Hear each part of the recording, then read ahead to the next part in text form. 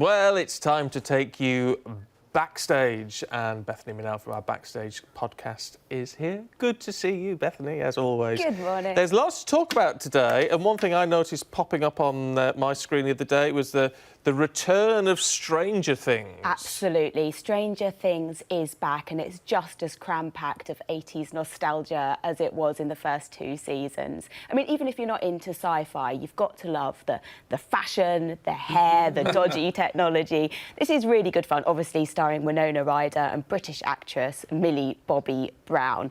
The kids are back now. They're growing up. It's kind of about a band of kids turning into teenagers, bit of romance going on there. They've got a brand new shopping mall, and of course, the monster is back in town, as you'd expect for the third season. We do seem to be getting a bit obsessed with sort of 80s culture and nostalgia, don't we? We can't get enough. It's just so much fun. Well, critics are loving it. They're saying that they think it's the best season so far. There was a bit of a sophomore slump there in the second season, but no, this one's back with a vengeance. And actually a bit more horror in this one. I think we can take a bit of a look and see kind of what's going on. The kids are back in town, summer's over, and they're about to, have a bit of a fight with a big sludge monster, basically.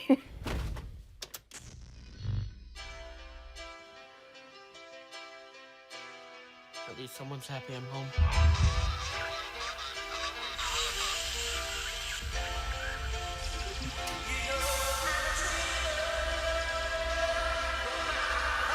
It's just a dream. You're dreaming.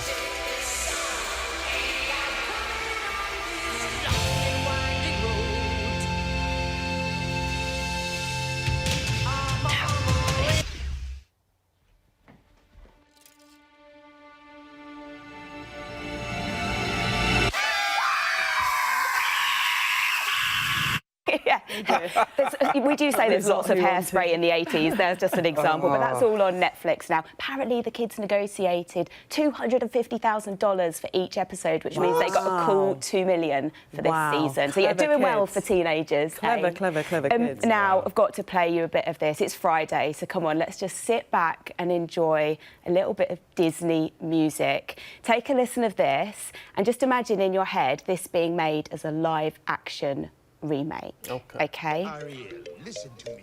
The human world, it's a mess. Life under the sea is better than anything they got up there. The seaweed is always greener in somebody else's lake.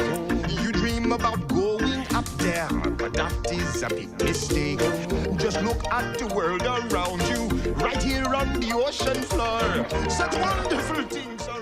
I do love it. Apart from the dodgy Caribbean accent, I do love Little Mermaid. True. Well, talking of dodgy Caribbean accents, Twitter is clearly outraged because the casting has just started to be announced. So we know that the lead actress that's going to take the role of Ariel is a young 19-year-old called Halle Bailey. Not Halle Berry. She was named after Halle Berry.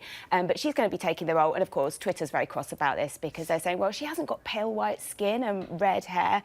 The question is really, why is a mermaid living on a Caribbean island with crabs with Jamaican accents? Why did she have such pale skin in the first place? Let's face it. It's Disney. Yeah, but Halle Berry is chuffed for her. She tweeted to say, congratulations, girl, you've done it. And, you know, Halle's get it done. You've got to love that. But that's going to go into production early next year. Rumoured Ursula the Witch, possibly Melissa McCarthy. Who's going to be Sebastian, though? That's the question on my lips. Rupert Grint, maybe? Could he be a good crab? Well, you'll have to, when you find out, tell us first.